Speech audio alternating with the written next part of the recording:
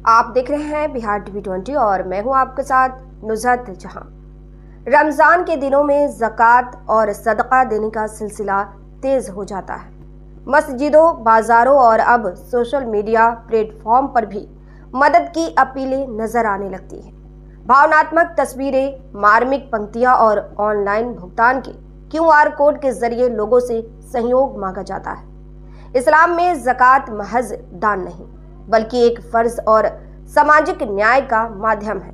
हाल के वर्षों में यह देखा गया है कि बड़े शहरों दिल्ली, मुंबई, बेंगलुरु और कोलकाता में रमजान के दौरान बाहरी इलाकों से आने वाले लोगों की संख्या बढ़ जाती है। इनमें वास्तविक जरूरतमंद भी होते हैं, लेकिन कुछ मामलों में फर्जी अपीलों और अपारदर्शी संस्थाओं की शिकायतें भी सामने आई है।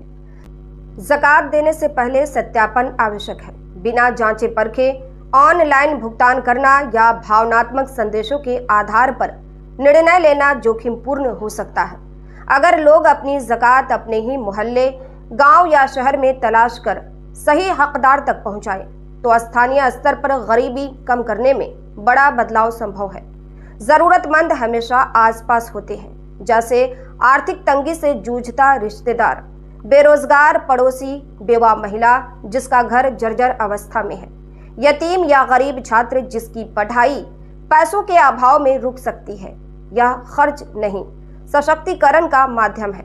ज़कात को सिर्फ अस्थायी राहत तक सीमित रखने के बजाय अस्थायी समाधान की दिशा में लगाना अधिक प्रभावी है। उदाहरण के तौर पर छोटे व्यवसाय के लिए पूंजी उपलब्ध कराना, सिलाई मशीन, औजार या ठेला जैसी आय सृजन सामग्री देना, हालात की वजह से कर्ज में डूबे व्यक्ति का वैध कर्ज अदा करना, बेवा महिलाओं के घर की मरम्मत या स्वरोजगार की व्यवस्था कराना, मेधावी लेकिन आर्थिक रूप से कमजोर छात्रों की सालाना मदरसा, स्कूल या यूनिवर्सिटी फीस भरना। इस तरह की पहल से लाभार्थी भविष्य में आत्मनिर्भर बन सकता है और संभव है कि आने वाले वर्षों में स्वयं ज़कात देने वालों में शामिल हो जाए। धार्मिक और सामाजिक संस्थानों के लिए भी पारदर्शिता आवश्यक है।